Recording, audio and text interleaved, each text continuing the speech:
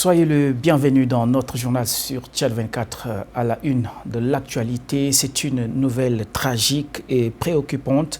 L'effondrement de la salle de classe Apala causant la mort de plusieurs élèves et blessant de nombreux autres ce jeudi. Développement dans cette édition. L'actualité internationale est sous tension. Les tarifs douaniers imposés par les États-Unis au cœur des stratégies commerciales mondiales, des réactions à suivre à la fin de cette édition. C'est tout pour les titres et bienvenue. Au moins 5 élèves ont tragiquement perdu la vie ce jeudi dans l'effondrement d'une salle de classe Apala dans l'ouest du Tchad, alors qu'ils assistaient à un cours. Ce drame a également fait de nombreux blessés, et bien que les causes précises de cet incident ne soient pas encore établies, plusieurs témoins mentionnent la vétusté des bâtiments. Détail avec Piachugo Emmanuel. Une matinée tragique. Le mur d'une salle de classe qui s'est effondrée jeudi à Apala, ville de la région du Mayo-Kivu-Ouest, a fait plusieurs victimes, au moins 5 morts et de nombreux blessés selon le bilan provisoire. Les causes de l'accident ne sont pas encore connues, mais plusieurs témoins rapportent que l'école publique EJTH, située dans le premier arrondissement de la ville, est l'une des écoles logées dans des bâtiments qui datent de l'époque coloniale. La vétusté des murs aurait donc causé l'effondrement. Plusieurs élèves piégés sur les décombres ont été extraits. Les blessés sont pris en charge à l'hôpital provincial. Maître Bongoré Théophile, sénateur, souligne qu'à l'immédiat, il faut pleurer les morts et sauver les blessés. Ce qui tout d'égo vient à l'esprit, c'est d'abord s'incliner devant la mémoire de ces enfants qui sont à la recherche du savoir. Et dans ces circonstances, en tant que, non seulement sénateur, mais en tant que père, fils de la région, je ne peux que déplorer d'abord ce qui est arrivé pour cette vie, ces pertes en vies humaines. Et ce n'est pas n'importe quelle vie, ce ne sont pas n'importe quelle vie, mais c'est des jeunes sur qui on est en train de compter. Et non seulement la région elle-même, leurs parents, et naturellement la communauté à laquelle ils appartiennent. Tout est risqué dans cette province, ajoute-t-il. Il faudrait mûrir les réflexions pour éviter des éventuels cas. Il faut qu'on s'asseye pour se parler les yeux dans les yeux, afin que ce phénomène qui n'est pas nouveau, mais dont celui-là a eu une grosse ampleur, parce que les cas isolés, les cas précédents ont eu moins d'ampleur que le cas présent, puisse trouver un début de réflexion. C'est malheureux d'avoir attendu que ça se produise. Ça aurait eu précédé le drame aujourd'hui. Bon, mais tout ça sont du domaine que l'on ne maîtrise pas, puisqu'on ne donne pas rendez-vous à la mort. En 2024, 15 apprenants d'une école coranique avaient perdu la vie dans un effondrement d'une maison dans la région du Ouaddaï. Tchad 24 par ma voix présente ses condoléances aux familles éplorées. La Bibliothèque nationale du Tchad lance ses nouvelles activités en partenariat avec la GIZ au cœur d'une cérémonie citoyenne des jeunes pour la prévention des crises. Cette collaboration vise à renforcer l'engagement des jeunes dans les 10 arrondissements de la capitale de N'Djamena, à promouvoir le vivre ensemble. Jimmy Toydom nous fait le point. Faisant partie de l'initiative, l'EL a fait ce projet qui cible la culture et la prévention des crises a pour objectif principal d'encourager une communication citoyenne active parmi les jeunes en les outillant d'idées, leur permettant de dialoguer et de travailler sur des solutions constructives aux problèmes auxquels ils font face. Cela inclut la sensibilisation sur des thématiques comme la paix, la cohésion sociale et la prévention des conflits. Pour la conseillère technique du projet, l'EL a fait de la GIZ, Émilie Dring, le projet prévention et gestion des conflits en milieu jeune vise à donner à ces derniers des outils de communication et les inciter à des pratiques de prévention des crises. Ce projet de la bibliothèque permettra de renforcer les connaissances des citoyens sur la prévention des crises, certes, mais encouragera aussi les échanges culturels entre les jeunes en valorisant les collections littéraires. Et c'est dans ce cadre que notre projet accompagne la bibliothèque. Le projet LELAFE, mis en œuvre par la GIZ, je vous l'ai dit, est financé par le ministère des Affaires étrangères de l'Allemagne. Il vise à renforcer la participation culturelle des jeunes et de la société civile à N'Djamena. Abdoulaye Suleiman Babal, secrétaire général du ministère du Développement touristique de la culture et de l'artisanat, représentant le ministre, prenant la parole, dit que ce projet est crucial pour la jeunesse car il les offre une plateforme pour exprimer leurs préoccupations, leurs rêves et agir pour un avenir meilleur. Chers jeunes participants, vous n'êtes pas simplement des bénéficiaires de ces projets, vous en êtes les héros. Votre énergie, votre créativité et votre maîtrise des outils de communication modernes font de vous des relais incontournables.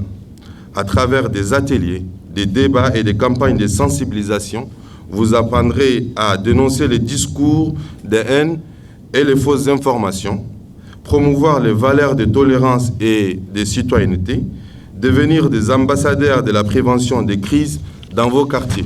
Avec ce projet, la Bibliothèque nationale du Tchad et la GIZ ouvrent la voie à une nouvelle dynamique de la participation citoyenne. Les actions entreprises permettront d'encourager des comportements proactifs et innovants chez les jeunes, les transformant en véritables agents de changement au sein de leur communauté. Pour ces jeunes, un avenir promoteur s'annonce, empreint d'initiative et de solidarité. Un autre événement qui fait l'actualité lors d'un café de presse qui s'est tenu jeudi au Musée national, Médecins sans frontières a présenté un bilan de ses activités de l'année passée ainsi que le rôle qu'il joue au Tchad en se basant sur ses zones d'intervention. Voici le compte rendu de Pafing Djuré-Omer. Nul ne peut se suffire. Le Tchad a bénéficié sur le plan sanitaire pour l'année 2024 un appui tous azimuts de Médecins sans frontières, consultation, vaccination, accouchement, chirurgie, soins des cas de paludisme, de malnutrition. Voilà les actions menées par cette organisation dans 18 provinces afin de réduire les problèmes liés à la santé. Au vu de ces activités, le représentant pays Médecins sans frontières au Tchad, Jean Bourges, l'a défini comme une association humanitaire internationale indépendante. Selon lui, Médecins sans frontières assiste sanitairement les réfugiés et les déplacés occasionnés par les guerres et conflits, les victimes de catastrophes naturelles, épidémies et pandémies. Pour mettre les téléspectateurs dans le bain de ces activités, l'organisation humanitaire a présenté des expositions photos illustratives. La presse a profité de ce temps pour solliciter des éclaircissements sur certaines préoccupations. C'est pourquoi les interrogations sur la présence peu évidente des membres de l'association aux côtés des sinistrés des inondations et les différentes appellations de Médecins sans frontières ont trouvé des réponses. S'agissant d'inondations pluviales et fluviales, selon les chefs de mission, leur équipe a été toujours présente.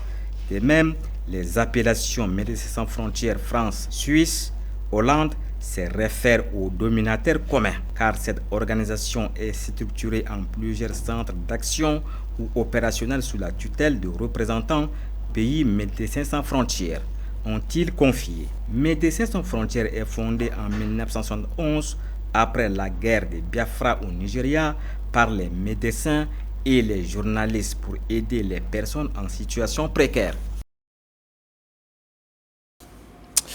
En société, les salubrités dans nos marchés est phénomène persistant qui peine à se résoudre depuis de nombreuses années. L'absence des bacs à ordures et l'exposition des aliments au sol soulèvent la question d'une responsabilité collective.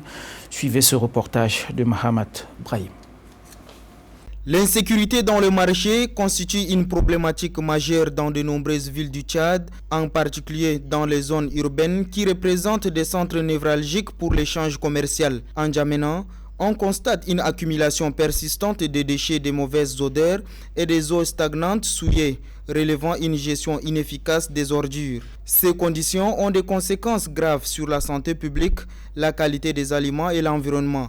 Dans certains marchés, les bacs à ordures sont quasiment absents ou s'ils existent, souvent inutilisés. Les commerçants préfèrent jeter leurs déchets à côté. De plus, les aliments frais tels que les fruits et légumes sont fréquemment exposés directement à même le sol, compromettant ainsi leur hygiène. Face à cette situation critique, le nouvel exécutif communal de la ville d'N'Djamena a effectué plusieurs visites dans différents marchés, Mais le défi reste immense et doit mobiliser l'ensemble des acteurs concernés. Les marchés ne devraient en aucun cas devenir des foyers d'insalubrité favorisant l'apparition de diverses maladies. Faudrait-il penser à mettre en place une équipe de contrôle chargée de veiller aux conditions d'exposition des aliments pour non seulement améliorer l'hygiène, mais aussi garantir la sécurité alimentaire pour tous? Les États-Unis justifient les tarifs douaniers par des pertes de commerce international, provoquant la réciprocité. Voilà le terme du jour en Chine. Un porte-parole a souligné que cette approche ignore les accords multilatéraux et les bénéfices historiques du commerce pour les États-Unis. Les tarifs jugés subjectifs nuisent aux droits des partenaires commerciaux et sont perçus comme une intimidation unilatérale.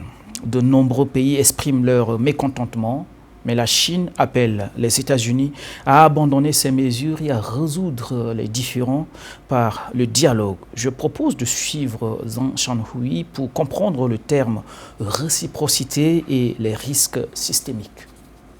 Le 2 avril, le président américain Donald Trump a annoncé les détails des droits de douane réciproques. Cela rend les États-Unis grands à nouveau. Cette phrase prononcée hier par Donald Trump résonne comme un slogan creux face aux krachs boursiers qui ont suivi son annonce. À l'écran, des graphiques montrent que le Dow Jones en chute libre. La libération économique promise ressemble davantage à une déclaration de guerre commerciale. Les États-Unis prétendent subir un préjudice dans le commerce international et invoquent une prétendue de réciprocité pour justifier l'augmentation des droits de douane à l'encontre de tous leurs partenaires commerciaux. Oui, je dis bien ici tous les partenaires commerciaux. Cette pratique ignore totalement les équilibres d'intérêts établis par des années de négociations commerciales multilatérales et fait fi du fait que les États-Unis ont largement profité du commerce international pendant des décennies. Ce n'est en rien de la réciprocité, il s'agit là d'une pratique typique d'unilatéralisme et aussi d'une pratique d'intimidation. Les droits de douane de Trump commencent à 10% avec des taux cumulés de 54% pour la Chine et des tarifs varient entre 20% et 49% pour d'autres partenaires comme l'Union européenne, le Vietnam, Taïwan faisant partie de Chine, le Japon, l'Inde, la Corée du Sud et la Thaïlande, la Suisse, l'Indonésie. Et globalement, l'administration Trump adopte des taux plus élevés pour l'Europe et l'Asie, tandis que la plupart des pays africains et d'autres se voient imposer le taux de base de 10%. On voit bien que cette décision est une vague de condamnation à l'échelle mondiale et aujourd'hui tous les pays, y compris les alliés des États-Unis, s'opposent fermement à la soi-disant politique de tarifs réciproques. Les réactions de l'Union européenne, de la France et du Canada en témoignent.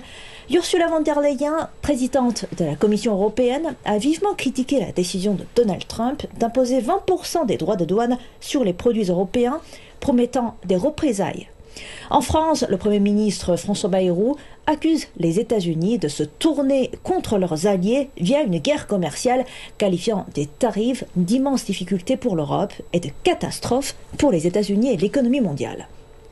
Le Canada mène une campagne publicitaire sur les panneaux d'affichage aux États-Unis pour dénoncer les tarifs imposés par Trump sur les exportations.